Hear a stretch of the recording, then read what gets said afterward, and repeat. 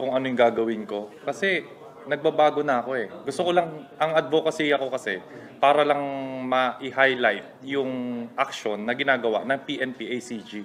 Kasi po, maraming biktima na dumadaing sa akin na wala akong kakayanan na para matulungan sila.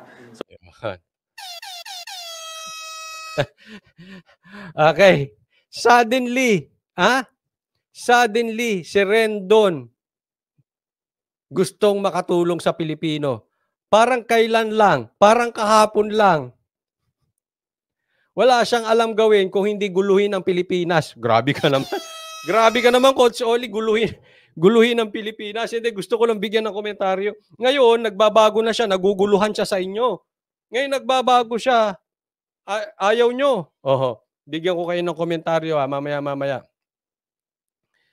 Oy, may ano daw. Maraming salamat sa nagbigay, Peng Ramos. Ayan, thank you sa stars ha. So kaya po ako lumalapit sa PNP-ACG with Captain Sabino para kahit papano makapaggawa ako ng in my own little way na matulungan yung taong bayan. Kasi nangaaway ako dati, galit kayo. Ngayong tumutulong ako, galit pa rin kayo. Yung statement niya, nangaaway ako dati, galit kayo. Tumutulong ako, galit kayo. Eto sa akin. Nasabi niya, nagbabago siya. Nangaaway siya, galit kayo, tumutulong siya, galit kayo. Eto yon, Rendon. Sabihan kita. Palagay ko, first time kong ikinontent kita. Kasi hindi ko ugaling makisawsaw sa mga topic na mga wala namang katuturuan sa bansang Pilipinas. No? Paminsan-minsan, wala namang masama, pero hindi gagawing araw-araw parang yung ginagawa nung iba na parang araw-araw ang topic si Tito Vic and Joey. Okay? Kung wala namang katuturan sa Pilipinas. Ito lang masasabi ko, ngayon lang kita sa aking pagkakaalala, ngayon lang kitang tinapik. At ito sinasabi ko sa iyo, Rendon, mayabang ka pa rin. Napakayabang mo pa rin.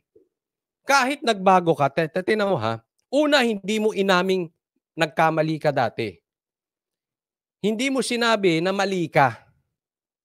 Para mo lang inaano, dati ganito ako, ngayon ganito ako. Saan ba ako lulugar? Tingnan mo. Yang salita mong yan, kayabangan yan. Kung talagang gusto mong magbago, eto yun. Naniniwala ako ang tao nagbabago. Ako rin marami akong nagawang kasalanan. Marami akong mali. Pero pag ikaw ay nagbabago, tanggapin mo kung ano yung maririnig mo. Tanggapin mo na hindi agad maniniwala ang tao sa iyo. Hindi kahapon rapist ka. Halimbawa lang to, kahapon rapist ka. Ngayon, nag-decide ka na hindi ka natitingin sa babae. Tapos gusto mo paniwalaan ka ng taong bayan. Tatandaan po natin, sa Diyos at sa tao, ang palagay ko, sa aking opinion, dapat pinapatawad natin ng tao. Binibigyan natin ng tao ng tsansang magbago. Pero sa bawat kasalanan, sa bawat mali, may consequences. Yan po tatandaan natin. Sa Diyos o sa tao. Nang rape ka kahapon, hindi ibig sabihin ngayon, ayaw mo namang rape, ayaw mo na tumingin sa babae, hindi ka makukulong. Naintindihan rin doon? Kasi yung pagbabago mo, walang humility. Ang totoong pagbabago, may humility. Mayabang ka. Hindi mo masisisi yung mga tao. Kung ang tingin sa'yo, kaplastikan niyang ginagawa mo, for the views pa rin. Ngayon, eto yon. Ang trust, ang respect, hindi yan nakukuha overnight. You have to earn it. Lalong-lalo na galing ka doon sa mali na hindi mo man lang inamin. But sa iyong salita, parang inaamin mo, pero sa kayabangan mo, hindi mo siya matapat na mali ka. Una, dapat aminin mong mali ka. Pangalawa, sabihin mo magbabago ka.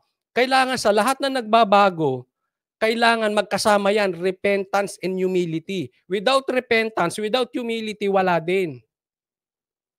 Naiintindihan? At don't force people to suddenly believe you. Hindi ganoon. It is your responsibility ipakita sa tao na yung pagbabago mo ay galing sa puso at totoo. Hindi mo yan makukuha ng linggo, araw, baka taon ka abutin yan. Pero kasalanan mo yan eh. Ikaw ang naglagay dyan. Ako, naalala ko naiko-compare ko to kay kay Vlogger 3-0, yung 3 beses natalo, tapos 3 beses din ata nag-take ng bar. Kasi lahat sinasawsawan mo eh. Meron din ako mga kasamahan na ganyan na vlogger. Nung natapos, hindi naman talaga totoong political vlogger. Oh, ano sila, sawsaw kung saan ang topic. Tapos pag kami eleksyon, babalik sa politika. Tapos pagdating no, aalis na naman. Lahat sinasawsawan mo. You cannot blame people kung tingna ka. Earn it. It's your responsibility. Don't blame people. Oh. Ang hirap sa mga nagbabago eh. Hindi, ito hindi ko sinisisi. Tama magbago, lahat kayo magbago. But sa bawat pagkakamali, sa bawat kasalanan, lagi nating tatandaan, kasama ang consequences. You have to accept it. You need to have an humble heart. Hindi yung basta, nagbabago na ako, kayo, mga ano kayo. Hindi ganun. Hindi ko na alam gagawin ko eh. So yun lang, wala po akong planong maipagkompetensya sa Huwag kang paepal. Ayan ang sasabihin ko sa'yo. Gawa ka ng mabuti, huwag kang epal kung saan-saan. Kasi, para kang lahat sinausawan mo eh. Parang yung abogadong basta, maisingit si Tulfo, sisingit si Tulfo. Ikaw ganun. Yun ang gawin mo, tingnan mo. Kung hindi ka paniwalaan ng tao. kahit sino man. Oo, alam ko, vlogger, kailangan maingay. Pero pwede ka namang maingay na may tamang ginagawa eh. Bigyan kitang halimbawa, bakit si Sas maingay? Pero gusto ng tao, except dilawang ka.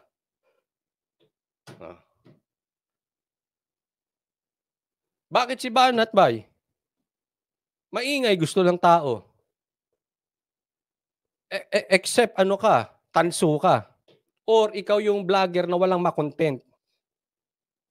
Kaya siyempre, gagawin mong content to mga ito para kumita ka. No. Diba? Ang gusto ko po sana magkaisa ang buong Pilipinas para ma-spread natin yung awareness na malaking problema po ito. Marami pong napapahamak. So yun lang po ang akin. So yung boses po ng bayan ay para sa atin pong lahat yan. So gusto mo lang boses ng taong bayan. Maraming napapahamak. Bigyan kita ng style para maniwala ang tao. Hindi mo kailangan pumunta dyan. Pwede mo namang i-report yan nang hindi ka umi-epal doon. Tatandaan po natin yung epal, dikit sa balat mo. Okay? So you cannot blame the people kung ang tingin nila sa'yo, epal ka pa rin. Naiintindihan? Okay, posibleng hindi ka umi-epal ngayon. Posibleng totoo. Antayin mo. Huwag mo silang diktahan. Dahil pag nakita nila ang pangalang Labrador, ang Rendon, ang dating, epal. Oh. So, punta ka na lang dyan, pwede mo namang hindi ka sumama sa raid, pwede mo namang antayin, saka mo i-vlog. Magbigay ka ng komentaryo, gaya ng ginagawa ng maraming political vloggers. Ngayon, kung gusto mo pa rin sumama sa mga raid, problema mo yan. Pero, epal ang kalalabasan mong talaga. yan, magtulungan lang po tayo. Yeah, and when he approached me during that time, way back, I think a week before that, nag-lay down siya ng card sa akin na ito yung gusto niya, yung foundation niya. Sabi ko nga, Rendon, be nice. Sumusunod naman. So, Mayroon akong tanong. Meron ba akong di alam? Hindi, nagtatanong lang ako kasi ang ganda ng kanilang samahan, same na ka-red. Hindi, tatanong lang. Meron ba kaming di alam?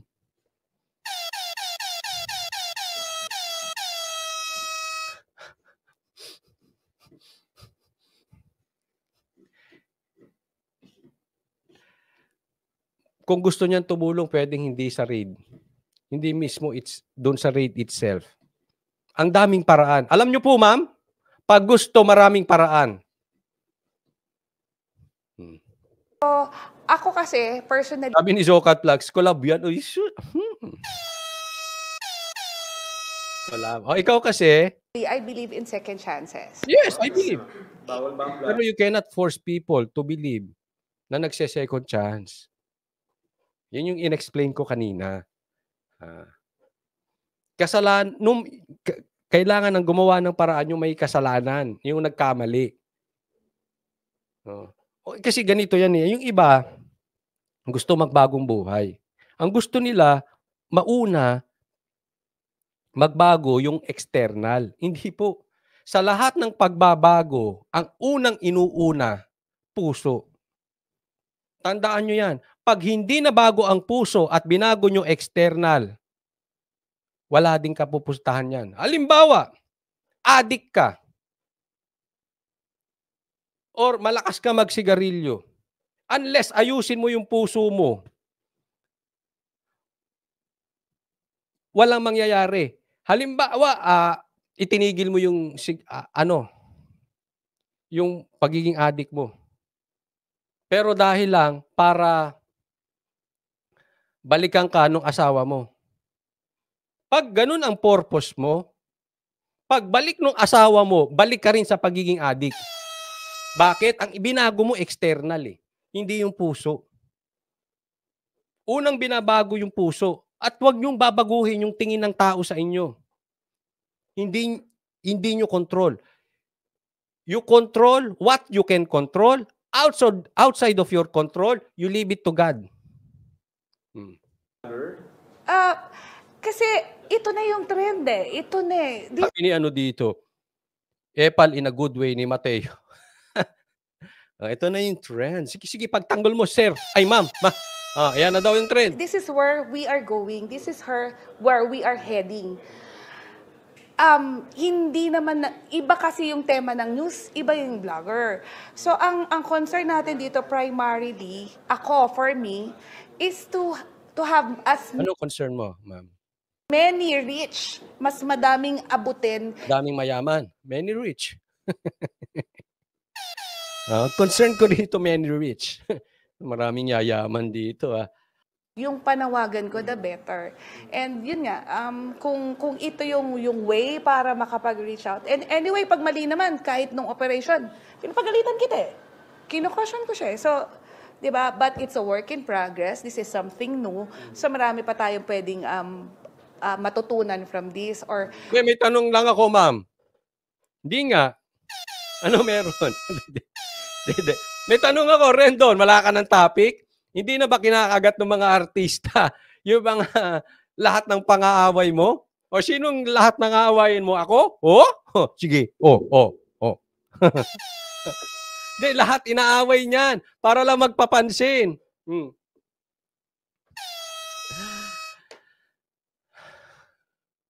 Ganyan po kababaw ang mga vloggers. Kaya tayo nasisira eh. Yung mga pinaggagawa natin, walang naitutulong. Alam mo ba?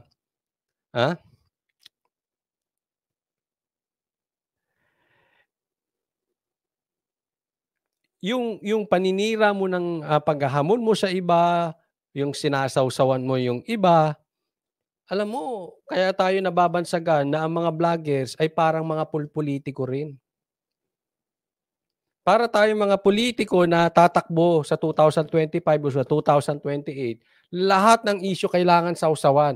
Lahat ng kailangan, basta na lang, hindi na natin iniisip, eto ba, ay may katuturuan sa mga Pilipino? Coach Oli, yung binabalita may katuturuan ba sa Pilipino? Hindi. Kaya nga, tandaan nyo po, hindi ko naman siya tinatapik ngayon lang. Kailangan ko lang ipakita na yung kaplastikan nito, ibigyan ng komentaryo na hindi lahat ng gusto magbago. Pagka yung iba pa ang may tingin, sila pa ang mali. Pag hindi nila tanggapin yung pagbabago mo, hindi ganoon. Responsibilidad mong ipakita, earn their respect. don't ask for their respect. Kung mga interested, O, kita mo? Oh, yung editor, oh. Huh? No, merong ano, Hmm. we can work it out. Siguro ano, Ano yung workout nyo?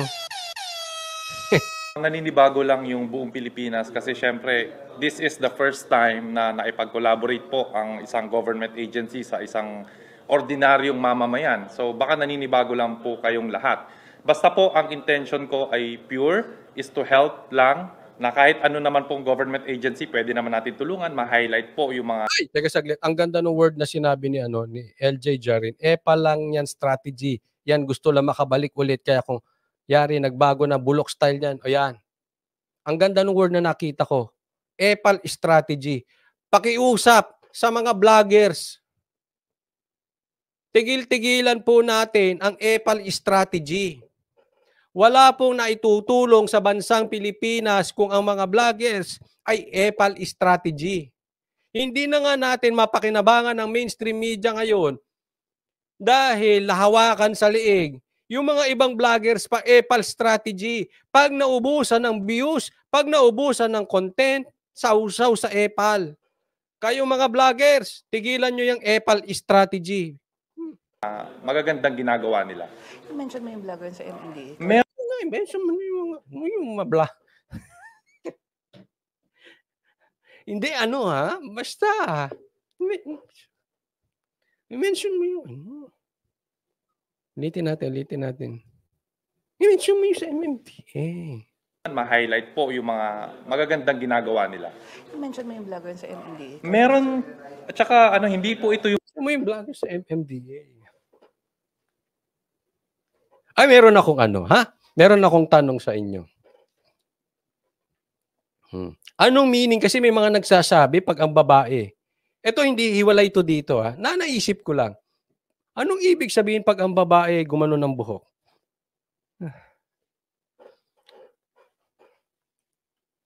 Yung mga ganyan. May mga naririnig lang naman ako, Hindi. Hindi dito. first time na meron pong isang vlogger na naipag-collaborate sa isang government agency.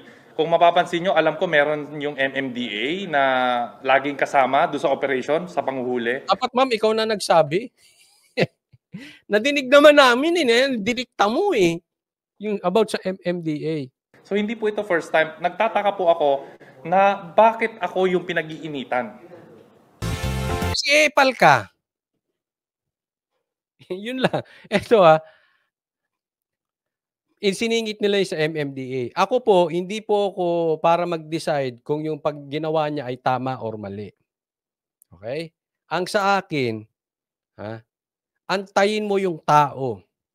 Dahil ang dating mo, epal ka. So yung sincerity ng pagbabago mo, hindi mo pwedeng ipuwersa.